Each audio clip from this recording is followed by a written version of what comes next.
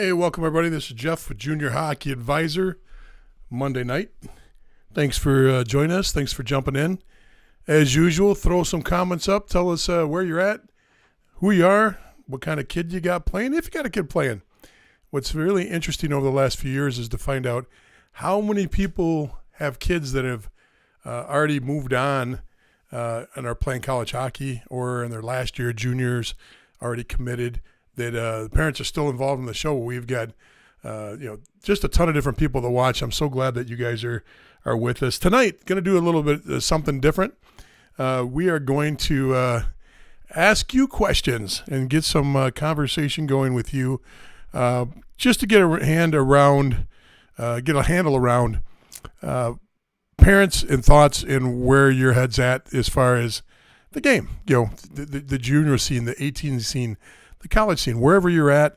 I'll throw out a few questions as the night goes on, and maybe we can get some good conversation stirred.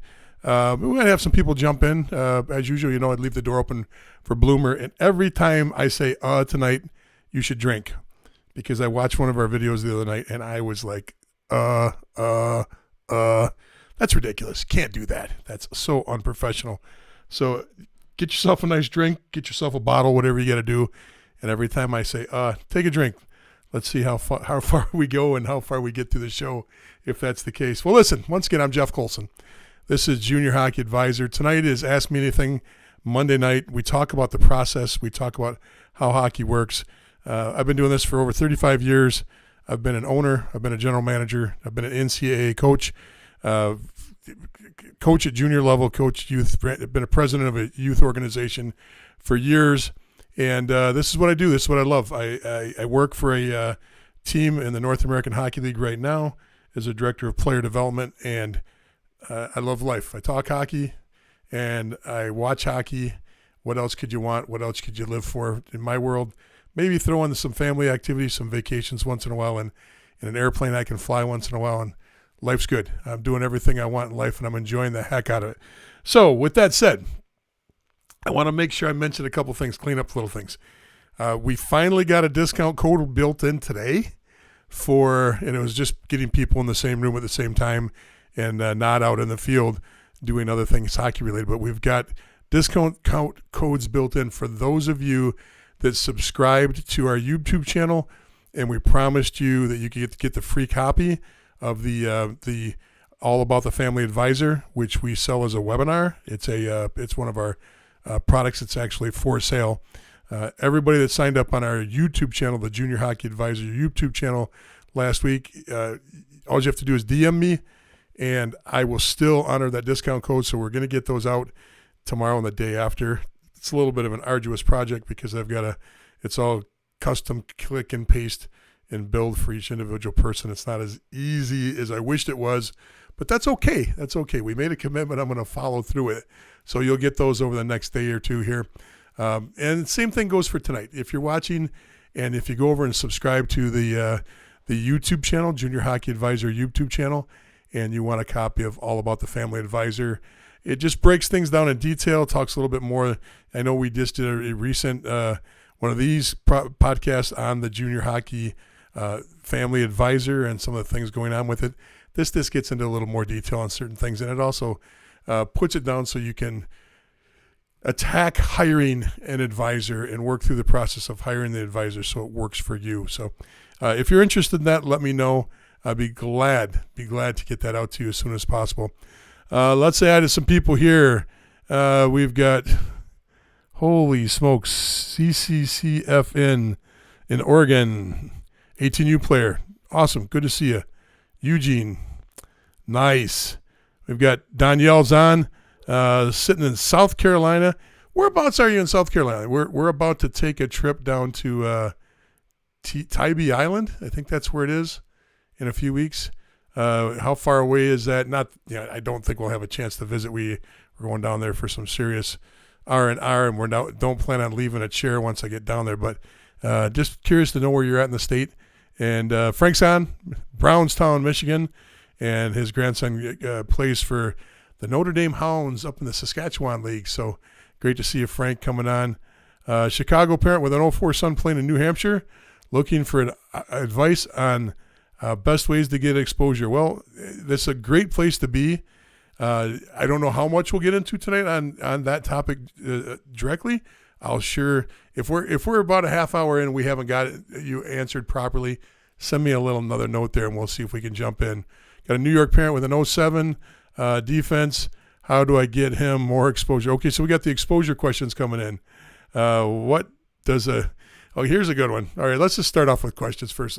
I was going to ask you questions, but the questions are coming on. So here's a good one. Frank says, what exactly does a development guy do? I don't know. I really don't know how to answer that. Every team's different. In junior hockey, there was I caught myself. Everybody drank. Geez, now I'm going to do it all night. Every team is different. For some teams, a general manager is just a head scout. In other words, the general manager has nothing to do with the operation of the team. It has everything to do with getting players to the team. So a general manager sometimes is set up to have the scouts fall right underneath him. Sometimes the general manager is the head coach, and then he builds his scouts and his assistant coaches the way he wants to. Some coaches some programs, the general manager is actually what you consider a general manager. They're involved with the hiring and firing of personnel. They're involved with everything. They actually have a responsibility outside of just finding new players. So every team's different. I can only tell you what our team does and what I do. So there's two co-directors, myself and you guys all, not all of you, but many of you have met Bloomer. He may or may not pop on tonight, but we're co-directors for the same team.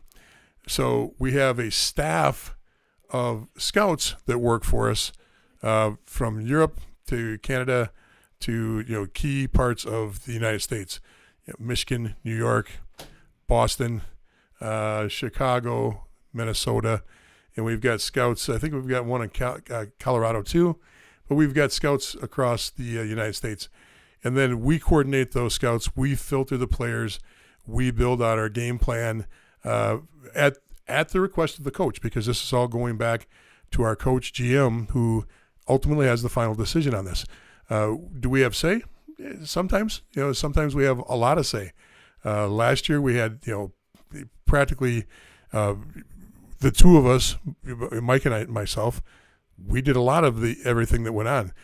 This year, the coaches have a direction that they've already got in their mind of where they want to go, and we don't know yet because we have to get to the draft.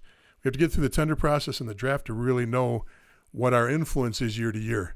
So sometimes the influence of the draft board we built, the potential players we build, the forecasting that we build, it could go out the window, because if the team makes a last minute trade or two, they could change the dynamics of the team. If in the off season, same thing could happen. Some players that we expected to come back could leave. Some of the people that we liked may have decided to go to the BCHL.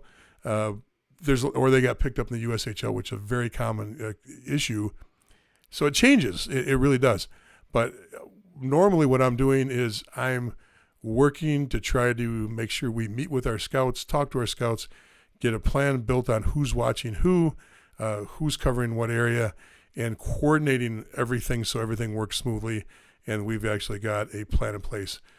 Some years we're in meetings with the coaching staff twice a week, and then other times we don't meet with the coaching staff except for maybe every other week.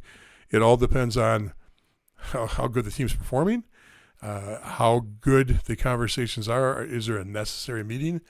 We don't like to just have a meeting to have a meeting. Usually we're trying to have a meeting to get past something. We actually make a decision on something. So right now, since the pre-draft camps are coming up, there's meetings on the pre-draft, getting the date set on those, rolling out pre-drafts. That's important. That's we're very involved in that, and we're talking to scouts on who they expect to be at pre-draft so that we are accommodating and we know who to watch. In other words, if we've got 50 guys from our scouts that have been invited that they really think have a chance of making the team, we're going to make sure that we've got eyes on them the right way.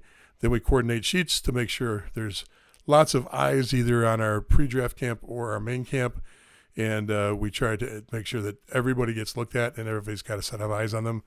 And then it's all discussions after that. So Pre-draft is important for us to be at. Main camp's important for us to be at. We do get a heavy amount of burden put on us in those situations to make sure that we're making the right decision. So in our situation, the coach respects both of us and leans on us, and we're used properly. In other teams, once again, they don't even have development guys. They don't have directors of development. Also, basically what we do is we're the middle manager in the situation to make sure everything's controlled and we don't drop a ball. And then we've got coverage everywhere, and that we have eyes on as many people out there as we possibly can. So hopefully that helps, Frank. Let's see. Frank's got a follow-up on that. He says, our pre-draft camps by invite? Yes and no. So, of course, everybody thinks that every pre-draft camp is just a generic letter sent out. And I would say that, of course, there's going to be a generic letter sent out, but it's not the generic letter that you think. We have a system that all teams in the NOL use that's used by the NHL, it's used by the USHL, it's used by most junior teams and junior programs out there. It's called RinkNet. And on RinkNet, we can build lists and we can sort lists. So instead of just blanketing, in the old days you would blanket and just get a mailing list from a youth organization, and you'd mail to all their 16 through 18-year-old kids. And that literally happened. Tier 3 especially, you blanket the emails. Now it tends to be a filtered list, meaning I can say I only want kids that play in Tier 1 Elite or HPHL. I'm making this up right now. And I only want kids that are at least 16 years old. They have had to play at the Tier 1 level for at least 2 seasons. So you can filter, and every team filters it differently, but then you get a list of players that are competitive players that fit for your area. So yes, there's certain teams that might get 10, 12, or the whole team invited. There's other teams that may only get 1, 2, or 3 in the same market playing in the same league. So it depends on how they're filtered, but yes, there is a list. Can you reach out to a team and get into a pre-draft camp? Absolutely. Absolutely, you can reach out to a team. And I would just be selective on that, because you obviously can't go to, in my opinion, you can't go to 3 or 4 pre-drafts. You pick the 1 or the 2 that you did a little homework on the team. You look to see how many players they have returning. That's super important. Folks, I can't tell you how important that is. If I'm going to go to a pre-draft camp, for example, our camp last year, we only had a couple kids returning to our NAHL team. We were heavily laden on older players. So that would have been an incredible year for somebody to, come out to our camp, make it into main camp, and have a legitimate shot of making the team. Now, a year where you're returning 15 players, that's not the year in my opinion, once again, that's not the year you want to, focus on that camp as your only camp. You might want to open the door to another camp that's not returning many players, because they're out there. And of course they're going to draft, and of course they're going to tender players, but you sure as heck have a much better chance of making a team when everybody's new on the ice, and assistant coaches, scouts, GMs, player development guys, whatever you got, they're not as familiar with those other people, and they're not familiar with you that much either. That's the time you want to come out to the team, because there's no assumptions. Everybody's looking, and then if you stand out, they're looking on the sheet thinking, oh, is that one of our draft picks? Is that one of our tenders? No, okay. We better circle him and watch him. So absolutely, you can invite yourself to a camp across the board. So let's jump in and see if we got some other questions coming in, and then I'm going to ask you some questions. Okay, so hey, Danielle, thanks for getting back. You are in Greer, South Carolina. I hope I just didn't, what do you call that, dox you? What's that called when they call you, when you get called out on? I didn't mean to do that. A few hours away, upstate, almost to North Carolina, but west of the coast. Okay, I got an idea. You're up and over there. Last year or the year before, we went up to just south of Asheville, Hendersonville, North Carolina, and we did some flying. My wife and I flew out of a grass strip, which was really cool, but we got a chance to go into South Carolina. We got a chance to go into Tennessee, Georgia, went over to Clemson and landed next to Clemson, the college, and really cool area. Hendersonville, North Carolina. If you have never been there, it's a cute little town, kind of an artisan town. And at Christmas, the whole downtown shuts down, and you think you're in Whoville at Christmas time. So great place to go. And if you're looking for winter activities, it's not that far from Gatlinville, Tennessee, for folks that are if you've never been to Gatlinville, that's actually, believe it or not, Tennessee ski country. Gatlinville's got skiing, snowboarding, and it's got a resort on top of the hill just outside of downtown. Literally, the chairlift runs from downtown up. So it's really cool. So Hendersonville, Gatlinville, I don't know how I got onto those, but why not? Why not? Why can't we talk about whatever we want to? So thanks for getting back to me on that one. Somebody else says Hilton Head Island, South Carolina.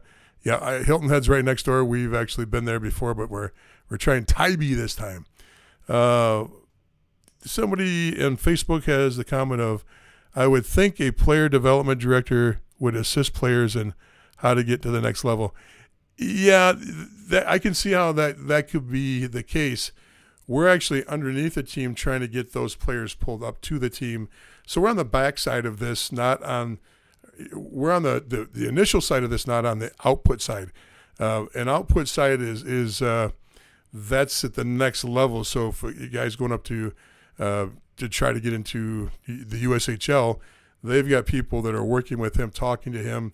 See, part of my job is, once the player's identified, we've got a ton of steps. We've got to interview, meet, watch games, talk to the coaches.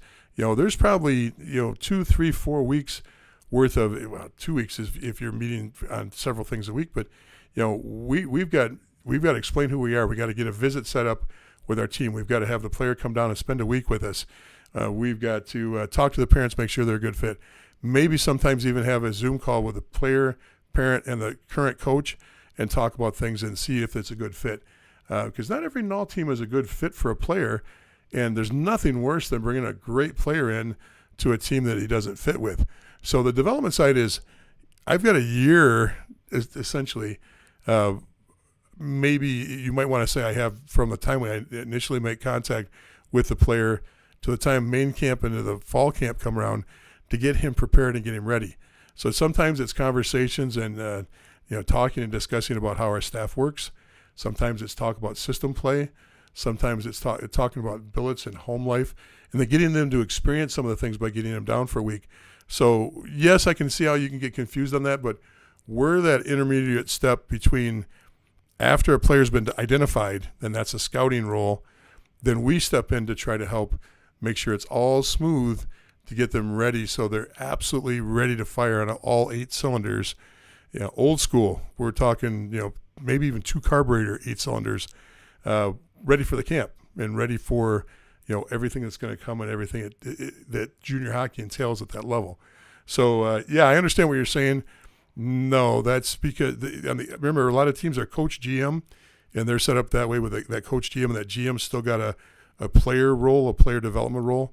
He's usually the first contact at the college level. We get involved with the college level some, but that's probably less than 10, 20% of my time. Most of the time it's the head coach because first of all, if you got a chance to talk to a guy out in the field or you got a chance to talk to the head coach about a current player on the roster, who are you going to talk to? Most college coaches want to go straight to the source.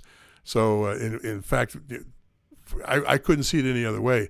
I know most of these coaches. I talk to these guys, not as much anymore. There's a lot of new guys out there that, I'm in the old school camp, so I know some of the older coaches. I know a lot of the assistant coaches, but they'd rather talk to our head coach. And the reason they'd rather talk to our head coach is he's right there. And in our specific situation, he's the most tenured guy in the NAL right now, and he's one of the winningest coaches around. They know his output. They know what he's like. They know his temperament. So they talk directly to him to get it right from the horse's mouth, which in our situation works really well. It's a good role, and it's a good way to work. So let's see what else is coming on. The CCHL in Quebec, we play the EHL teams in the Worcester Showcase last month. Be interesting to see what those came out like. Hold on, you said you're the does that say the CCHL or does it say the QCHL? Okay, I am not familiar with the QCHL. I know about the Quebec Major Junior Hockey League, which is the very familiar with that league, which is the CJHL member from Quebec into Junior A hockey.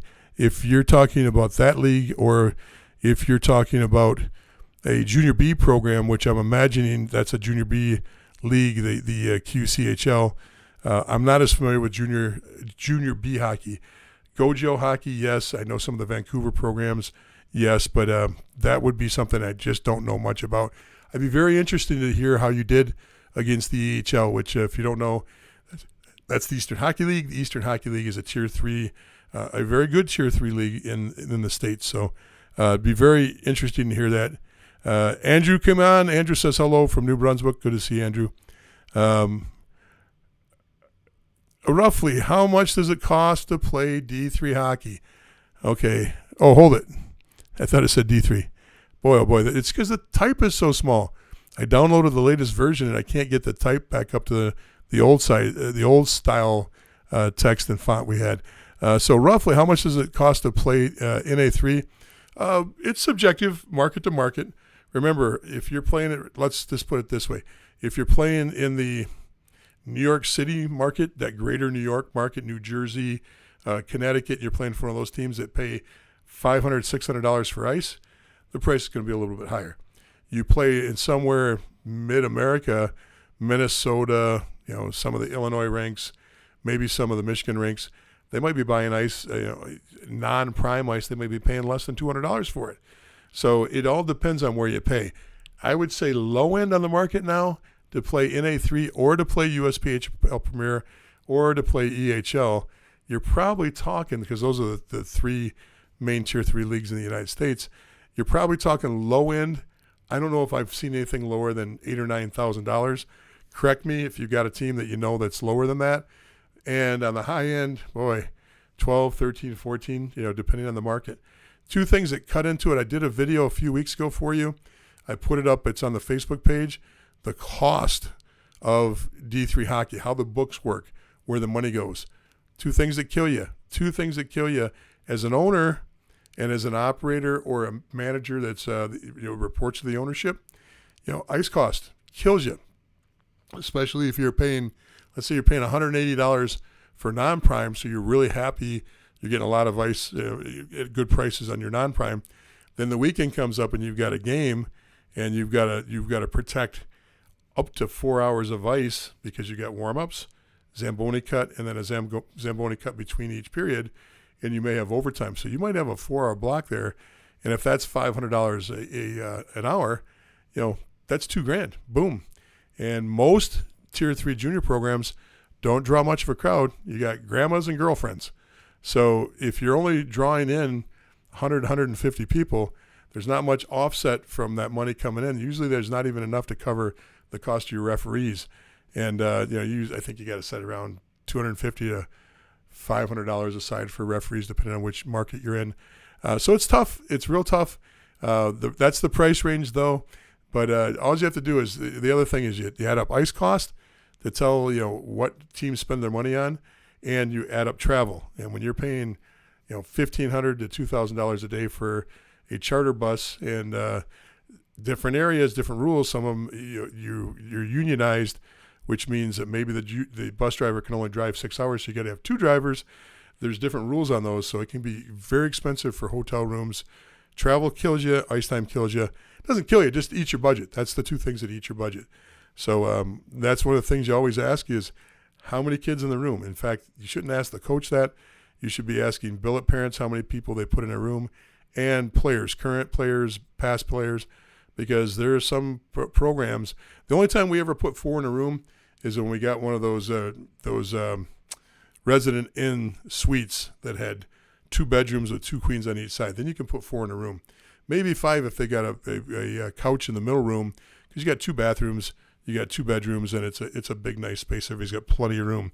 So you might be able to put a few more bodies in a room like that. But if you're getting the standard 2 queens, some junior teams will only max you. You get up to Tier 2, Tier 1, you're probably only seeing two people in those rooms.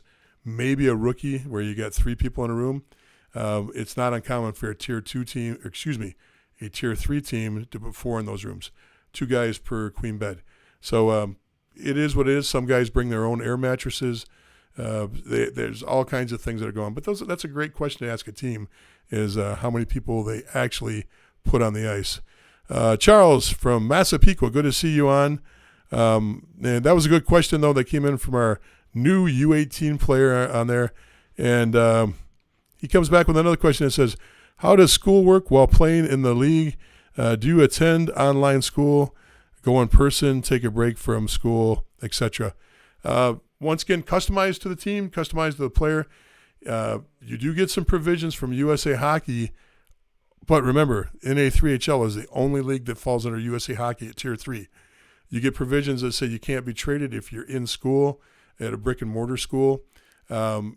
Most kids that are in junior hockey, if they're still at high school age, they're usually playing in a local market for the most part. For the most part, doesn't mean there aren't kids out there. And if not, they're going online. So if I'm 17 years old and I'm playing junior hockey out of my market, I'm usually playing online or going to school online. Once you're graduated from high school, for example, my youngest son, when he was playing juniors, he literally got into his second semester sophomore year before he started college. So by the time his first year in college was done, he was already aiming for his junior year. So that'll give you a little bit of an idea of what you can get done if you put a little effort into it as far as school goes. So hope that helps. Let's see what else we got here. Tybee Island is a very nice beach close to Savannah. Yeah, that's why we're looking forward to it. We're looking forward to jumping over to Savannah. And my wife loves the town. I have not spent much time in Savannah, so we're going to jump around and do some things there. So Tony's on from St. Louis. Good to see you. Liz is on in Ohio. Good to see you too. So I got a question for you all. What, if you're still not in the junior realm yet and you're still 16, 18-year-old hockey, what kind of fears or what kind of anxiety comes with being a parent right now as you're moving? Is it the cost that's involved? Is it the making the right decision for the right team? Is it the moving away factor? Give me some ideas what parents are struggling with and what they're concerned about right now the most. And you remember, everybody's got a different opinion. There is no wrong answer to this. I'm just trying to get an idea and a sense from you on what you think's important. What gets in the way of maybe gives you a little bit of sleep dysphoria, maybe some bad dreams, maybe stay up a little later, maybe got to drink some warm milk. I don't know. I'm very interested in hearing. I mean, I try to cover the bases and give you answers for as many things as we can, but I sure would like to know, and I just threw out a couple. Is it the cost? Is it the coach? Is it the fact that the team's too far away? Is it the fact that the team's too close to home, where you can't really spread your wings and become an independent kid? So think about that a little bit. Throw me some answers. I'll jump on and grab a couple as we're going here. The first one comes from one of our Facebook pages, and it says, making the right decision, college versus going to juniors. Okay, so the one that put this question up, this is important because, there is, if you plan on playing NCAA hockey, now you need to hear this. If you plan on playing NCAA hockey, all roads lead to junior hockey first. And I'll explain that. I'll say it again. If you plan on playing Division I, Division III, NCAA hockey, all roads lead to junior hockey first. And I actually made my hands come together. I started them out far, brought them in together for that junior hockey. And what I mean by that is prep school, Minnesota high school, some of your great pockets of other high schools in Detroit, the Boston area. There's some good. Wisconsin's got some good high school hockey. There are great players coming out of all the areas. So at the NCAA Division I level, maybe you'll see one rare kid once in a while that'll jump straight from there to a Division I program. It is super rare. Okay, super rare. However, you'll see all players that are Division I play at least a year USHL, BCHL, and AHL hockey. And usually in the null, you're playing 2 or 3 years. USHL, you might play 1 to 3 years, but there's a lot of one and dones. BCHL, American players, a lot of one and dones that come from the prestigious prep programs. So you'd say, well, Jeff, we know we're going to play D3. Okay, why do I need to play juniors if I'm going to play D3? Well, okay, so I want you to take the look at this from the perspective of the coach.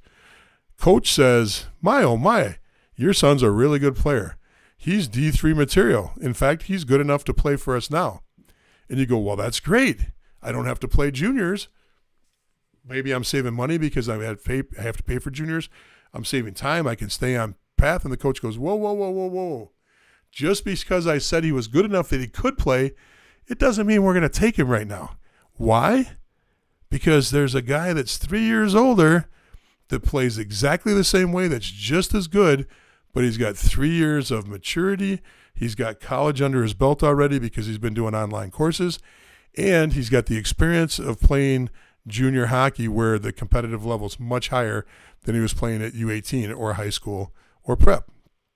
So you're very rarely, this is extremely rare where you see anybody take a high school kid out. So when you say go straight to college, that's perfectly fine, but the option becomes college club hockey, which is not a bad option. But you'll also find there that maybe that limits you to certain teams because the big guns, the top guns, the really good ACHA teams are the same way. It's a tryout process. It's a group tryout process. They literally try out for these teams. You can be recruited, but you've got older players and older players that are more mature that don't go through the freshman, whatever you go through as a freshman. They're not as concerned about being tipped upside down on top of the keg. They're not trying certain things and smoking funny things. All the things that freshmen go through when they're, hey, let's be frank, that they're college, they're freshmen. Things are going to happen there. Not your son or my son, but there's people out there that may do some things, but that's a freshman, okay?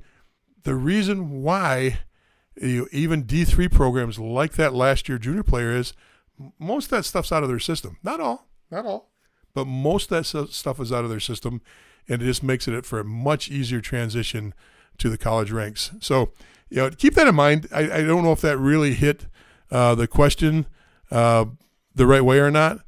So let's see if okay, here's another one. Rick says, finding the right team where he can play some minutes and be happy. That's great, and I can understand how there's some anxiety there. Remember, there's so many untapped resources to find this out.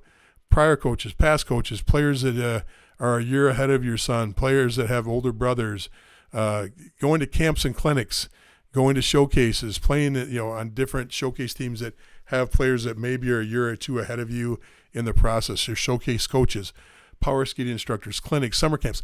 All these people have input that can help you on this. Looking at standings, emailing coaches, texting coaches, finding out how they respond. Are they good communicators? Do they invite you to watch the program and come out and spend some time with the team? All these things are things that add up and help with that. So you've got resources there, and maybe some of them are untapped. Hopefully you're taking advantage of as many resources as you can in that situation. Here's one, and this is the tryout process. In my market, Chicago, teams all seem to have tryouts on the same days. So you need to commit to one team. Problem is it doesn't work out. Okay, so once again, you're absolutely right. There's a small window to actually hold pre-drafts. There's a small window of when you actually have main camps. And I'm assuming you're talking about trying out for a junior team, and it's a pre-draft or it's a main camp. But the number can be narrowed down and almost, put yourself in a situation where with that junior team, you always want to have options open. But if you have to choose, let's say there's 3 tryouts on the same day or on the same weekend, I should say, and you were invited to all 3 and you want to make the team, you're coming out of U18. Okay, so now it all comes down to, all the things we've been talking about. Find out as much as you can about the coach. What's the winning record? What league are they playing in? Remember, you want to be in the highest level league you can play in if you are in that league, then you want to ascend to the strongest team possible. And usually with a strong team comes a strong coach that's well connected. Playing for a brand new coach at the tier 3 level, even at the tier 2 level, no matter what their resume is, wherever they're at before, let's say I'm playing for a brand new coach that was an NHL player for 10 years. That's great. If he played in the OHL, he may not have little to no connections with D1 coaches. Now, a 10-year NHL guy may be able to get those guys to pick up their phone, but you don't see too many 10-year NHL guys doing it. Usually they're European pros. They're played lower pro level if they're coming out of the pro ranks. But if they played OHL or major junior, they're not necessarily connected in the world. So, having a coach that's been around, that's connected, that can prove they're connected, that's important. So how do you know if that coach is connected? See what the output of that team is. Just pull the team up and see where they're placing players. Pull up the NCAA teams that you're interested in. If you're looking at D3 teams, pull them up, see if they've got anybody on the roster that came through that program. So you want to look at the leagues and the program. So, then cost comes into play. Location, rink, culture, social ability to do other things than just hockey. All these things can come into play and really do help make the decision in prioritizing which one is the key one to go to. And it may not be the one that's the most popular with the rest of your teammates. In fact, sometimes I would say, steer upstream when your team's all steering downstream. Because if you're playing U18 in the Chicago area and everybody picks a tier 3 program they're going to go to the main camp or they're going to go to the pre-draft skate with, if you're in the middle of the pack or you're even in the top third, you're still competing against a bunch of people you already know, and that's going to take up space. Maybe the program down the street's a little bit better because it gives you more opportunity to be unique and stand out a little bit more. So hopefully that helps. I don't know if I can answer all these to comfort you completely, but there are some strategies. Okay, here's a good one. Keith says, speaking as a parent with a son in first-year junior hockey, it was the Billet family, and would they be good? Keith, I'd love to hear how that turned out and if that anxiety went away. How much did the team do to help quell that fear? And I'll give you an example. When we were running junior teams here in Rochester, we would have a billet family night. Actually, we hosted it in our backyard, and I had a lot of deck space. And we would have burgers and hot dogs, and everybody would mix, and then everybody would introduce themselves. We had some senior billet parents that kind of were the hovering billet parent. They would kind of watch over 2 or 3 new billet families. But everybody talked, everybody chatted. So, we were looking for the senior, junior guys that had been around the block a little bit, that work with billets, and we put little subgroups together so they could have some new rookies. The rookies could go to them and ask them questions, work out their problems with a player before they brought it up, because it's sometimes easier to work that problem out with the player. Good billet programs have lots of communication, and they have lots of different ways for players to communicate and to resolve problems. And not necessarily going to the coach, not necessarily going to the team first, maybe going to a player first. And then, of course, working in learning to talk to your billet family. That's important. I'd love to see, if you could, Keith, give us a little bit of feedback on, was that resolved, or did you feel comfortable with the way that resolved? And folks, especially Keith, since your name shows up on your if you don't feel comfortable because your name's on it and your answer may affect your son right now, please just say, Jeff, I'll DM you or something. Because the last thing I want to do is you go, and not Keith wouldn't do this, but somebody saying, hey, the billet situation stunk and everything fell apart. Because that doesn't do your son any good right now. I would prefer you not to answer than to get yourself in a situation that could actually not be so hot. So hopefully we can get some information out of you. I'd love to hear the next part of that.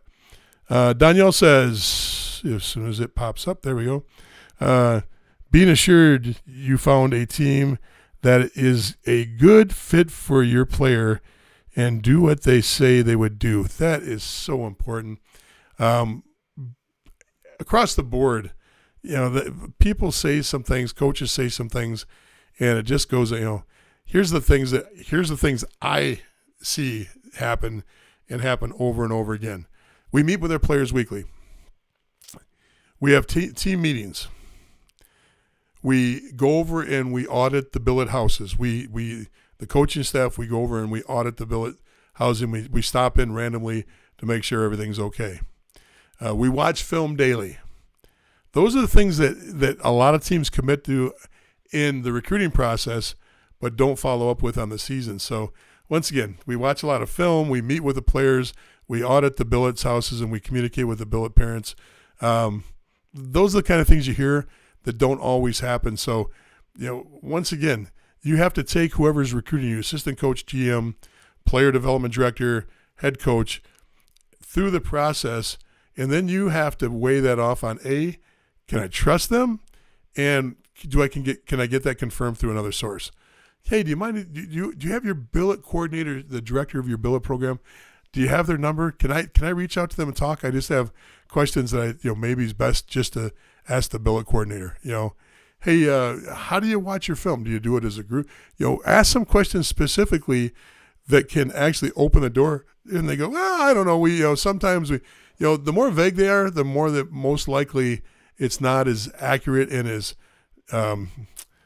team designed and planned and pre-programmed as it might sound in the recruiting process. So, another one you hear a lot is we're a systems team. We develop our systems and we play an advanced system. And then you get there and you find out that it's the same system your Pee Wee coach was teaching you when you were just coming out of AA into AAA. So be careful. I have to be careful when I say these things because there are actually coaches and programs that are members of this discussion group that are on both sides of the coin, the good guys and the bad guys. And so I know I'm walking a fine line there. So, okay, let's see what there. It says, hey, Jeff. Hey there, Jeff. It's been a little bit. Greg from Amherstburg, Ontario. If you don't know where Amherstburg is, great to see you, Greg. Glad to see you back on. Jump over the bridge, hang a right. You'll run into it now. Now the Detroit-Gordie Howe Bridge is coming into play. Windsor, Detroit, Gordie Howe Bridge. Just saw it the other day. Big, massive new bridge going up there. It'll be really cool to get across that bridge and see if it relieves a little bit of the congestion on a very, very old bridge. A little trivia for those that don't know. Right now there's two ways to get across in Detroit. There's the tunnel, and there's actually the Peace Bridge. That's the bridge that's on the southern part of the connection. Two ways right now. The bridge is privately held and privately owned by one family. And the family they're billionaires now because of that bridge and because they were actually able to develop other things because of owning that bridge. So a little trivia, not too many private bridges running from country to country. There is one in Detroit of all places. So if you didn't know that, now you do. Okay, got another question from our young U18 player. From a player's standpoint, cost for sure, being 18, working a minimum wage job, trying to save for juniors. Another thing is grades. Having a high enough to get is a struggle for some. Next one is skill. So you're saying money. The good news is, and this is fantastic news for most 18-year-olds now. This last 2 or 3 years, we've just seen an explosion, pandemic related or what the demand was on that. I know that a lot of states wanted to move their wages up. I know Walmart, Amazon, a lot of companies were pressured to move their rates up. But now, it's not uncommon to see, $12, $13, $14, $15 an hour for an 18-year-old. And with a little experience, maybe that jumps up even a little higher from where you're starting. So a lot of areas when you get in there, don't jump at the first job. Drive around a little bit, look for the sign in the window, because if they're desperate to hire, they're usually hired at a high wage. So I know in our area right now, I just saw one the other day. It was a Panera Bread, I think, $16 an hour. That's not bad. That's not bad. I mean, you can't retire on $16 an hour, but man, oh man, from a guy that my first job was at $1.85, I look at that and say, wow, that's pretty nice. Keith got back to me and he says, they ended up being absolutely wonderful. That's great, Keith. I'm glad to hear that. That is a big anxiety area, and look, both of my kids billeted at different points. Most of them are super, super positive. We got to one program, one Tier 2 junior program, and he started the season out there. He just got his D1 commitment. He was a pretty happy camper at the time, coming in full of confidence. And the billet situation really, really weighed heavy on him, and it affected everything. It affected how he felt about going to practice. It affected him on how to go to games, and I'll give you the reason why. They had 4 or 5 billets living in one house. Now, the house was big enough to accommodate, but the family, they were in it to actually turn a profit. So whatever the billet fee was, let's say it was $400 per player, they're getting $2,000. Breakfast almost always was a big pan full of oatmeal, okay, every morning. And it wasn't oatmeal with fruit and oatmeal with granola. It was just oatmeal. And you could put sugar in it if you wanted to, or some cream in it if you wanted to, but it was oatmeal. And a lot of their meals are the same way. Dump 2 big boxes of pasta in a big bowl and throw some cheap spaghetti sauce on it. That was the meal, not with any kind of meat, no protein in it, and just maybe a piece of bread or 2 on the side. But when you start getting those kind of meals all the time, on game day, he wouldn't eat there. He'd go out. Most days, as far as breakfast goes, he'd start skipping it. So when the players started skipping it, they started making less food. And it was almost by design. It almost felt like the billet parents, were purposely putting bad meals on the table so the kids would go, oh, we'll just go out and eat out all the time. And then the family just stopped making breakfast. And then once in a while, the billet dad, like once every 2 weeks, would make scrambled eggs or something and, request that the boys all eat breakfast with him. And I think that was just a CYA move, but it really affected the team. It really affected the players. Because, every time they didn't want to go back to meals. They just didn't want to wake up and see the same gray pan, for big pot full of porridge for the most part. So it definitely can affect a player, and knowing, how they get fed. And, for the most part, every time my kids have been in a billet situation, it's been phenomenal. Although, my daughter, my NCAA national championship daughter, she had a billet situation when she was playing juniors up in Canada that literally would feed their daughter filet mignon and feed our daughter a chicken cutlet. They were not equal. It was still good food, but there was their only child got some really, really, really good meals, and it took a lot to get our daughter talked out of the tree on that one and get her to understand that nothing you can do about it. She got fed quality food, but she was also on a portion control situation. She got a meal. She didn't get seconds. She didn't get thirds. She got a meal, and that's the way they were. So billeting is extremely, extremely important. It's a tough thing for families. 90% of the families out there, 95% of the families out there do a hell of a job. The family that, and they might be listening right now, the family that my son lived with in Odessa, who's a very big member of our discussion group and actively participate, they literally would have given him a list every day of what do you want for dinner, that kind of thing. And he had active I don't think they gave him a list, but he had active participation in the meals, had active participation where he felt like he was a family member. We still are in full conversation. My son, every milestone in his life, he reaches out to them to make sure they're included in, hey, I got on the dean's list. Hey, this happened. I scored a goal, whatever. They're part of that, and that's the type of family you want to develop if you can in the billet situation. That's extremely special, and that makes you as a real parent feel great that that those parents are working out so well, because they'll be his parents for the rest of his life, and that's a relationship that I can't improve on. It's an awesome situation. So when it goes right, it goes really right, and it's really fun to deal with. One person says, making the right decision with the team and the coach. Super. I think everybody's in agreement on that one. Keith also says we even went to Winnipeg over Thanksgiving, and they made us Thanksgiving dinner while we were in town. That's it. You're hitting it just out of the park if you get a billet family that not only treats your son well, but integrates into your family. So, if they're, we've already tried to make different things happen where we get to go visit our family. My wife and I want to go visit my son's old billet family because they're that cool, and we bonded around a common theme, which is my idiot son.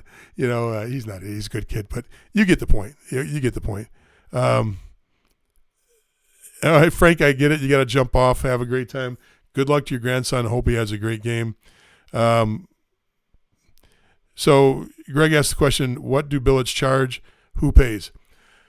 So Tier 1 hockey, there is no charge. That's the USHL. It used to be the BCHL, and the AJ worked under the same premise. But post-pandemic, that's changed. There's charges for teams up there now too. I don't know if that's short-term or long-term because the BCHL used to run under, you played in the BCHL, everything was covered. So I don't know how that's going to affect if that's a short-term thing or a long-term thing. At the NAL level, you might find something printed in USA Hockey on caps, but I would imagine that cap also is set to whatever part of the nation and is prorated to whatever part of the nation you're in. I know we were paying, a few years ago, 2 years ago, 3 years ago, we were paying $400 a month, and that was room and board for a player in the North American League. We paid $300 in the AJ. I think that's we paid $250, $300. So it's going to be in that range. It's not bad. It's actually if you get the right family that has a well balanced diet, that's pretty good. Now some programs will only provide you the meals. Some billet families will only provide you meals, and they got quality meals. But any of your snack food, if you're a M&M's eater, or if you got to have graham crackers every once in a while, whatever sweet or salty food you're craving. And hey, look, you can be an athlete, but every once in a while you might just want to sit down and have some buttered popcorn. It's not a bad thing to have some snack food, but that's usually on the player. Some families will do milk, juice, maybe bottled waters, but if you're going to do any sodas, you're going to do any Gatorades, that's on your dime. So some will carry it all. Some will get all that stuff for you. But once again, I can tell you this: we were a billet family for years when I owned a team, and our house was set up so it was really isolated enough where they didn't ever feel like coach was breathing down their neck. They literally had their own game room, bedroom, bathroom, all to themselves. TVs, sitting areas, everything was cool on that side. But nothing irritated me more than to walk through the house and find a half bottle left of soda, half bottle left of Gatorade, half bottle left of bottled water. And we were supplying all that stuff. So, if I bought a case of water and only a third of it's being used and they're drinking a third of the case, it gets really frustrating. So part of it's also the respect of the player to, if you take it off the shelf, drink the whole thing. Because nothing irritates a billet family more than just watching frivolous use of things going out the window. So hopefully that helps on the answer of that. Anyway, that was great to hear some of your answers and to spend a little time talking about what you're thinking about the anxiety that comes with being a parent and some of the things. Maybe I helped a little bit, or maybe I just made it worse. I don't know, because I just thought I'd try something different by asking you questions and seeing what you're thinking. But thanks for everybody that participated in the responses. That was awesome. Please don't forget, you can go to USA Hockey. No, don't go to USA Hockey. First of all, did I do better with the or did I just forget about counting them anymore? Anybody get really, really drunk because I said too many tonight? I'll work on it. Look, I did it again. I'll work on it again, but when I'm editing this tonight, I'll see how many O's I threw in there. I'm thinking close to 30, just ballparking it. So I'll get better at that. Go to Junior Hockey Advisor YouTube page, subscribe. Got a little gift for you all about the Family Advisor. It does help. The more planning you do, the more questions you ask. Knowing what questions to ask will make you a better parent in this whole process.